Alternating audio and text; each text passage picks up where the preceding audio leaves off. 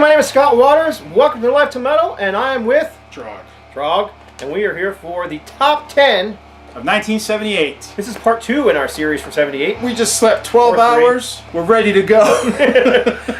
2 or 3, I don't know. We'll see how it works out. But this is the last portion of the top 10. The albums that together we decided these deserve to be in a top 10. Not because necessarily they're most important, but just because we like them. Yeah, it's kind of the result of us kind of bouncing them back and forth. And this was a hard one. Yep. We had a hard time with this one. Not that we were arguing, but it was a little tougher to get to a consensus on everything. Yeah, and we did the top 5 we got to pretty easily. Yeah. But getting the 5 in order was much harder. Yeah, and especially the 10. So it took a little bit, but I think you'll be pleased with the results. I really do. Yep, and here we go. Yeah, top 10, starting with Randy. This is one that made the top 10 at the very last second. And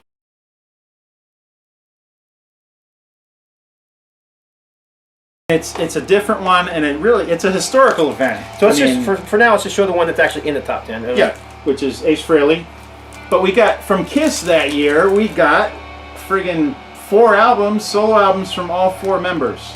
So what is it? Is it a Kiss 4-record set, or is it 4 albums from Kiss? This is a historic event that happened. No other band had done this like this. I can't think of anyone else who did it. Although the Melvins did kind of a parody of it in '91. They did 3 because. But before that, nobody did this. No. King Buzz was a huge. I'm surprised the Beatles never did it. Yeah. Ace's album, I don't think there's many that would deny. Oh my God, what a slab of hard rock brilliance. Kiss fans almost unanimously name this as their favorite. And it's funny because I just recently watched some guys on a Kiss video arguing over the best and worst Kiss albums of the 70s. Yeah. And one of the guys said this was the worst, and I pretty much agree. But yeah, then one of the guys has this as one of the best Kiss albums of the 70s. You know, I don't cite Gene's as my favorite. Mine either. But in a way, I friggin' love Gene's album. Not initially. Initially, I was like, no, Gene's is going to be the heaviest. The most sounding. And then it totally isn't. And you start off with that real kind of demonic sounding thing, and then you get into radioactive. Yeah. And there's like 3 or 4 very Beatles sounding tunes, which now I love. Those are my favorite cuts. But and I gotta wonder if he didn't do that intro on purpose, just because he knew what people were gonna expect. So, you know, Gene being Gene. I had to have all the guest stars as well. Oh, this album cost so much money to make. It's Joe Perry's ridiculous. on here, Rick Nielsen's on Helen here. Reddy, Diana Ross, Cher. There's so many people. Mm-hmm. Ian Hunter's on, not Ian Hunter. What's her stupid name? I can't remember her name. And then he also redoes a Kiss song on here too. Yes, he redoes "See You in Your Dreams." It's it's a remade version from Rock and Roll Over. It's not a ton different, but it sounds more like it belongs on here. Yep. And then we got, usually people will say the Paul Stanley album sounds the most like a Kiss album, which is probably true. True, and I love this album. Oh God, matter of fact, I was playing it just today. It's a great album. I mean, the Ace and the Paul one I always go back to. The Gene one, not quite as much, but there's some of that songwriting. Now on Peter's, I know people mostly hate it. It's R&B and older rock stuff, but to me, there's 2 ballads on there that can take me someplace that nothing else can. I mean, he nails it on the couple of love songs that he did on there really, really well, which was Kiss a Girl Goodbye and I Can't Stop the Rain. I think the thing about this one I know it's going to sound trite now because it's now Peter actually has admitted to this. To me, it just sounds rushed and slapped together. A lot of this stuff was old Chelsea songs and old Lips songs. And I mean, now, oh yeah, you read that somewhere. Well, that's what I've been saying for years about this record. Matter of fact, go to my website. It was done in 1999. I said the exact same thing about this record. It just sounds kind of slapped together. It's not. You can't sit there and listen to the whole thing with one listen and be satisfied with it. No, I had to listen to this myriad times to get an appreciation. You know where these songs sound good? On the Best of Kiss. Yes. Yeah, in conjunction with a bunch of the others, as a compilation, that's a different story. Yep. It's a hard one to listen to, and I don't blame most like hard rock and metal fans for not digging it. We did put this one in the top 10. It deserves to be there. It's a solid album, produced by Eddie Kramer, who I think should have gone on to produce the next Kiss record, but for whatever reason they went with Peter Chris's guy. Yeah. and we got Dynasty. and that was what Vinny Poncia. And it continued a growing Kiss tradition of all the members not even playing on the album. Yeah. They had Anton Fig on a lot of it, and they had other guys. And Anton Fig played on this. Yes, he did. But can you imagine if they would have actually used Eddie Kramer and actually got the Kiss guys? Says, what good has this album sounded?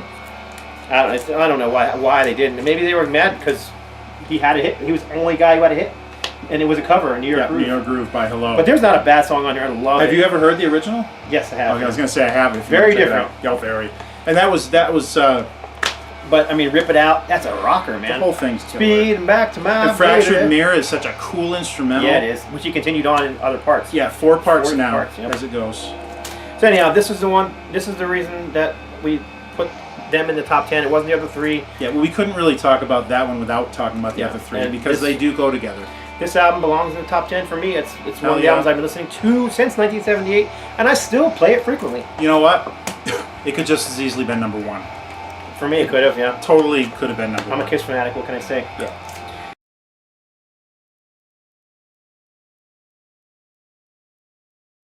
This next one is another one I've been listening to. 78. I love this record. For some reason, it's a concept record. It's Alice Cooper from the inside. This is a very, very special album to me as well. I thought it was 79, but I guess you're right. It's 78. Yeah, I think it's 78. Hopefully it is because it's in our top 10. 78. Yep, 1978. Okay, good. And this, first of all, the packaging on this thing is wicked cool. Yeah, why don't we show and it tells the whole story of Alice being in this, I guess what he would call an insane asylum, mental institution. Yeah, it was kind of like, it was almost like a place to recover from alcoholism before they really had him. Right, but he was in with all these guys that were had all these different mental disorders. So it opens up and we've got, we're in the day room with all of the crazies. And all the crazies that you see in there are the guys that are in the songs. The and apparently they're based on real people. Right. So the backside, it's got them breaking out of this asylum. You got the release papers, yeah. Yeah. And there's a What's the nurse's name? Nurse Rosetta. Yep. I won't let her catch me peering down her sweater. And actually on the inside we forgot. Oh yeah, it's got the little quiet room. Yeah, there's the quiet room. Which is the ballad on the album, and probably the only hit from the album. And what a ballad it is. And it's very, very heartfelt. And I'll tell you what, I've got a little experience in a place like this, and when I spent my own time in a quiet room, I thought this album was cemented into my spirit. I was like, oh my God, Alice Cooper and me were both in the crazy house together. And that's one of the reasons I love this album. Another reason is me and my buddy Chris Alanak, who I talk about a lot in these things. We were listening to this album. We first discovered it and just playing it over and over while we were drawing all the metal logos on his wall in his basement, like we've talked about a million times. But this was one of the records we played. And it was already something I loved, but then when I had my own little experience in this, it just was even more so. Something I just really... I don't know if you can tell, but if you look really closely in the eyes, you can also see the characters inside the eyes. Yeah. I just remember, I remember around this same time, maybe a year or so later, maybe a couple years, I don't remember, but seeing Alice on the, with Miss Piggy and all those guys on the Muppet Show? Muppet Show, yeah. and thinking it was just the coolest thing ever. And I was like, as a kid in 78. Alice, yeah, and Alice really, Alice has done a lot. He's basically made himself a household name. And he went from being reviled as one of America's criminal rock stars to, now most people love him. I mean, he's a golf pro and he's completely turned his life around and just, what a life Alice Cooper has had. And he's got all those organizations he supports. And, yep. He's a local boy too, originally from Arizona. Yeah, if you're ever in Phoenix, his restaurant's really cool. Yep, I've been there several times. In fact, I stayed there 2 weeks ago with Brian Marshall. It's just, I mean, for guys like me who like all this rock junk that we geek out over, that's a place we're going to geek out over. And it's a place for sports fans too, because he says it's called where jocks and rock meet. Yeah, is what he calls it. They watch sports. There's music playing. There's memorabilia, just like in a Hard Rock Cafe kind of.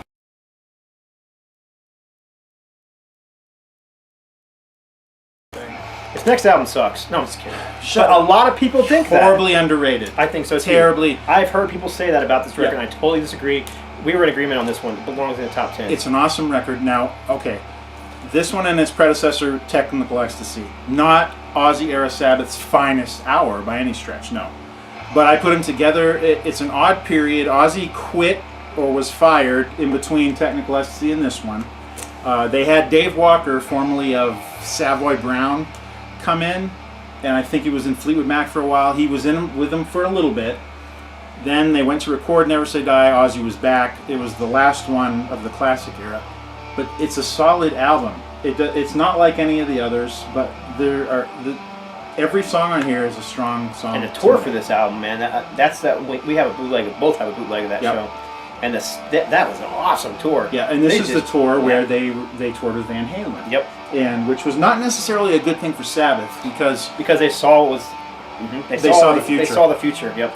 Little did they know there was going to be a massive Sabbath revival in the 90s and beyond. Or in the 80s. Yeah. In the 80s, there was a huge massive. When Dio joined, they were. Yes. I'm thinking beyond that, but I love this album. I love it, and I would put it. I'll take Sabbath. The cover's iconic too. It is. I'll take Sabbath at their worst over most bands at their best. That's me. I'm a Sabbath fan. I always loved it. Well, first of all, the title track is just.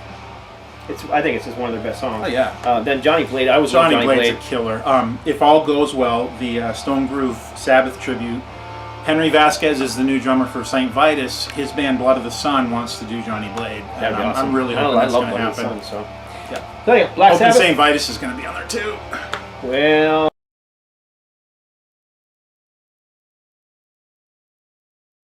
This is number seven. Number 7. This is massive. This is the album I discovered this band on. Not in '78. It was a few years later. And this album I didn't get into till way later. I was into all their other stuff, but this one. Judas Priest, Stained Class. Great album. And unique album. And I know I've told the story before. I'm going to tell again quickly. I bought this album. I bought actually the Sin After Sin cover. Had Stained Class in it with the Stained Class picture sleeve.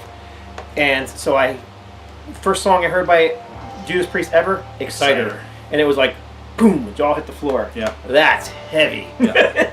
My first Priest song was never, You Got Nothing Coming. Just heard it on the radio, loved it. I was like, wait, that's Hot Blooded. No, it's not. But then, once I get into that one, all the rest followed. So, I love this record. White Hot Red Heat, Better By You, Better Me, Stained Class, Invader, Saints in Hell. Oh man, Fates Warning does a great cover of Saints in Hell. Savage, Beyond the Realms of Death, one of their most iconic songs. Is a killer song. And probably the least known song on here, Heroes End. Heroes End's a great one. Better By You, Better Than Me was a Spooky Tooth song. That was one that they got taken to court over. There was some kind of suicide case where a kid had committed suicide, and they were trying to say that Better By You, Better Than Me was... and that's the picture sleeve. That's mine, right? Yeah, that's yours. Yeah, I forget that one has a picture sleeve. Actually, Binks, the most unknown Priest drummer, but he was so present for so long.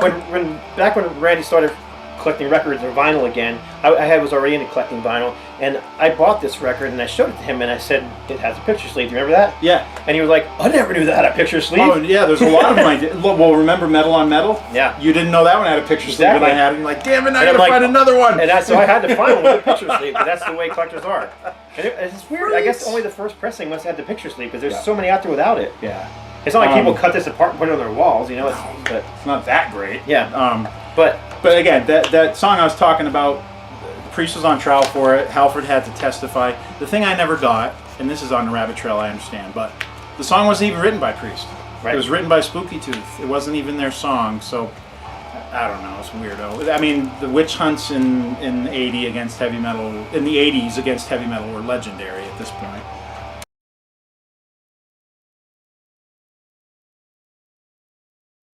But they were always looking. They were always looking to blame it on something, I guess. Another one we didn't have a problem putting in the top 10, just had to be there. Oh yeah. Another pretty much an end of an era for their studio albums anyhow. It's the album that broke me into this band. Ladies and gentlemen, never looked back.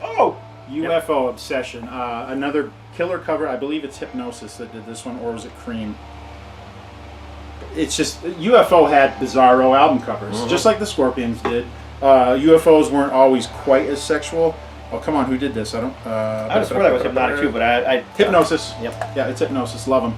And it's got, Michael Schenker looking normal amidst pictures of the rest of the guys that have like ball bearings floating in their eye sockets and noses and mouth. It's just bizarre. And was that not like a foretelling of the future or something like that? Like the one guy who didn't stay in UFO was Schenker.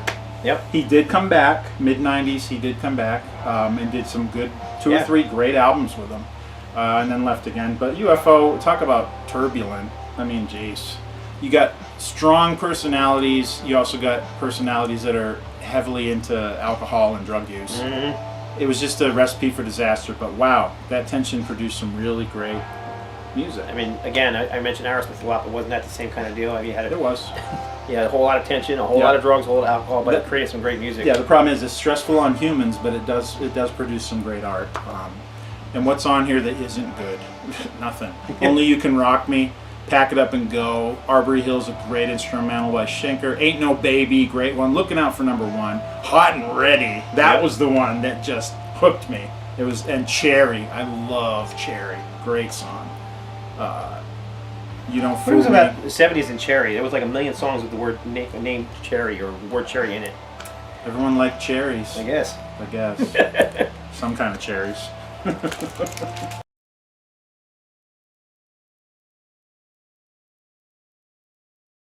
All right, let's see. So where are we at here? We're at number 6? 6. 5?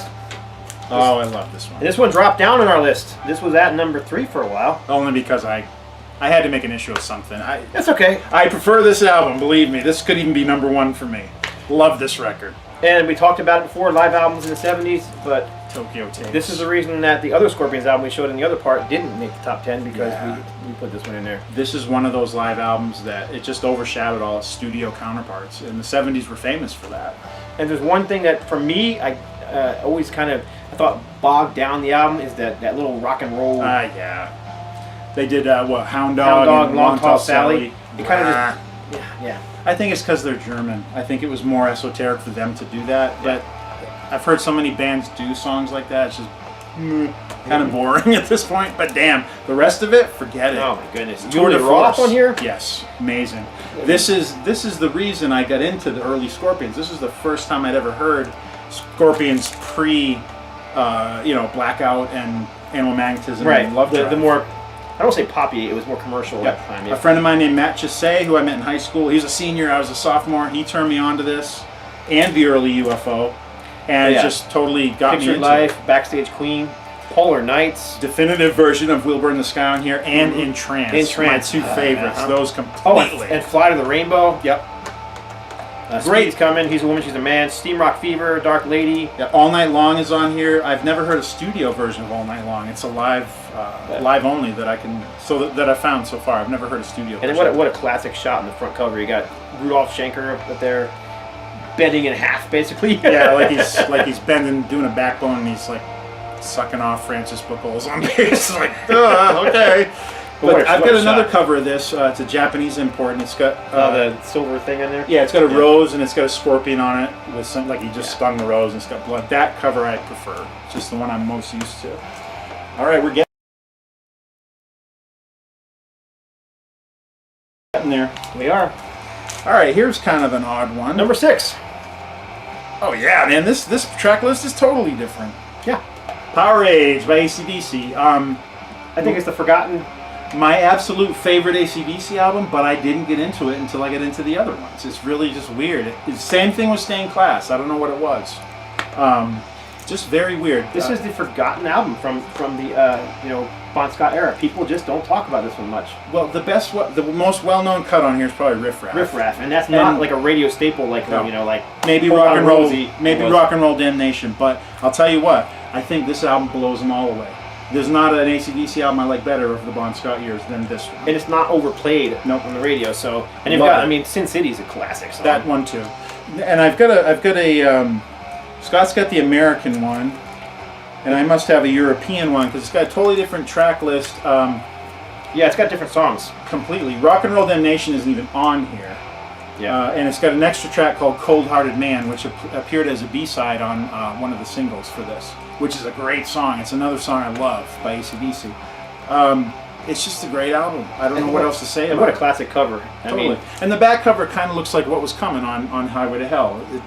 This one on Highway to Hell, they really, really, they were at the top of their game songwriting-wise, and I think, had Bon not died, it would have been interesting to see where they had gone. This cover was kind of reminding me of, and another album that came out the same year was Weekend Warriors, just because of you got the gun and you got. It always reminded me of Scream Dream because or Scream Dream, yeah. Yeah, and I always used to see them together in the same store, and I was like, look at all these cool album covers that they did back then, just iconic stuff. And it doesn't even have the classic AC/DC logo; it's just a different feel all around. But what a great album! If you haven't heard Power Age. if you have not heard Power Age and you like AC/DC at all, And please go pick it up. Twisted Sister did a really good cover of Sin City. That's right. They did. Alrighty then, where are we at here? We are on number 3. 3.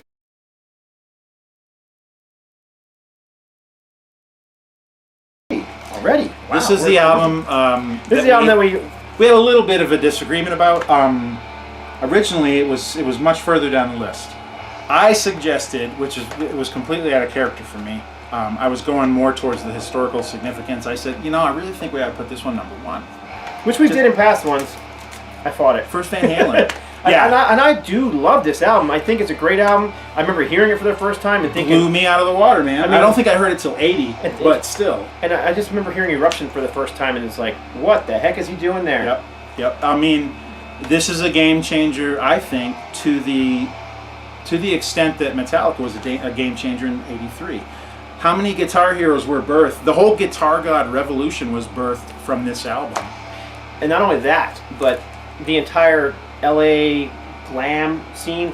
I mean, it exploded. The look here, the showmanship, and the guitar antics was all, standard. Yeah, and the whole party rock kind of thing. And hair metal grew out of it too, which I hate party rock and I hate hair metal, except for a few things as a general rule. But Van Halen, you just can't deny that they did what they did so friggin' well. And I gotta admit, I don't listen to this album very often anymore. I just think it's been overplayed. Oh, sure. Yeah, we're sick to death of it. Which is the reason I didn't want to put it as number 1, because these lists are our favorites, ones that we grew up with and loved. And I did grow up and love this one, but the two that are going to come after this are ones that I still love and still play. It's a weird balance we're trying to strike between what Scott loved, what I loved, what we loved at the same time, and what just at large we think was popularity. So honestly, this could have been number 1. I mean, we put AC/DC Back in Black as number 1 in one of our lists, and something like that.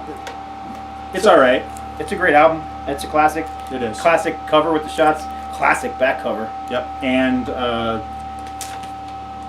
produced by Ted Templeman. Ted Templeman, that's right. Who went on to produce... he produced all their stuff up until like 84. And then in 85, he produced Aerosmith Done With Mirrors. Right. Yes, that's right. He did. And Gene Simmons was the guy who discovered him. Yep. Pretty much. Yep. And I've got their demos that he produced, which are interesting. All right, and these last two, so yours is up. Yeah. We fought back and forth which one should be the number 1. No, that was for 85. We're good. Both these albums could have been number 1 for either one of us. Yeah. Especially for me, I discovered them around the same time. I got into this one right about 1980. I got this in 78. A neighbor was playing this record. That's the same way I heard it. There was a teenage guy down the street who was blasting it out his windows with his stereo. Yep. I was like, holy shit, what's that? I like it. And I finally figured out what it was. But wow, what a great record. I mean, one of the great live records of the 70s. I prefer this to the 4 studio ones that preceded it. Or wait, which came first, Gonzo or Weekend Warriors? It was this, wasn't it?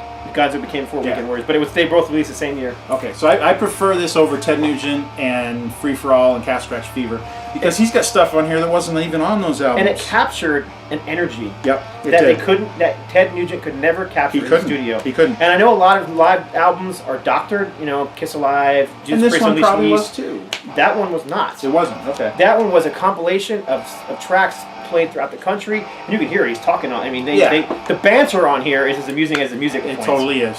Second only probably this like Twisted Sister. If anybody wants to get mellow. So he's got stuff from Nugent solo records, but he's also got stuff from Amboy Dukes records and stuff he never released before. Yeah, and stuff he hasn't done since. Gonzo and Yank Me Crank Me have never been done studio versions, and that's one of the things I dug about Ted. He. Not just a couple years after this, he did a full live album that was all new music. That's got a gatefold too, some great live shots inside. It does. Yeah, I don't know. It's classic. I mean, it's not virtuoso guitar playing. No. It's manic guitar playing. It is. It's wild. It's wild. Yeah, and the rest of the band isn't even represented on here. and this was the end of an era for that band because that band changed after here. They did, because this was the original with Derek St. Holmes, Rob Grange, and Cliff Davies. And Cliff Davies was the only guy who remained on through 1980. Drummer, right? Yep. Okay. So and he Cliff did Davies, go into the next version. So he went on to the next generation. He actually started producing for Nugent. He produced Scream Dream.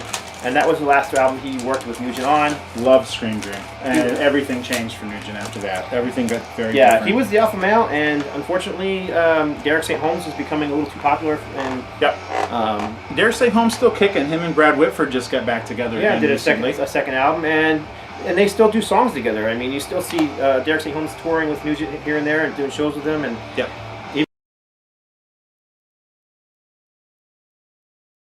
even singing on his records, new records. So, hi, number one. This is an easy one for me. One of the greatest live albums of all time. Yep, for sure. This one definitely was doctored. Thin Lizzy, Live and Dangerous. Wow, look at the cover, man. I remember seeing that cover going, holy shit, I would not want to mess with Phil Lynott. This is 78. Yep. I mean, other than Judas Priest, who looked like that? Everybody in the 80s. Yeah. I mean, Lizzy had the machismo and the bravado more than most. That was what was great about Phil Lynott. He was a tough guy, but he was a sensitive guy, poet too, and all mixed together.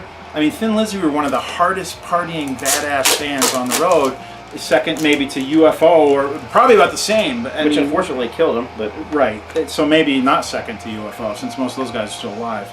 But and it's just the album cover, I loved it. Twin guitar attack. I remember as a kid listening to this album and just spending the entire time staring at the live photos. That's what was great about albums in the 70s and 80s. And they had these cool picture sleeves. More live cuts, more live pictures of them. Just double guitar attack of Scott Gorham and Brian Robertson. Right. So evident here. One of the best dual guitar teams in rock, bar none. There's a Philo right there. And I just always thought this guy looked so badass. Yep. And I don't know, I actually may have shared this before, but Scott Gorham? Scott Gorham, I took this album to my parents and I said, I want my hair to look just like his. And my mom said, when you're 18 and move out of my house, you can grow your hair any way you want to. So guess what? When I was 18 and moved out of her house, I grew my hair just like that. And there's another reason for you not to do what you were talking about doing earlier. Just saying. I don't know. There's just not a bad song on here.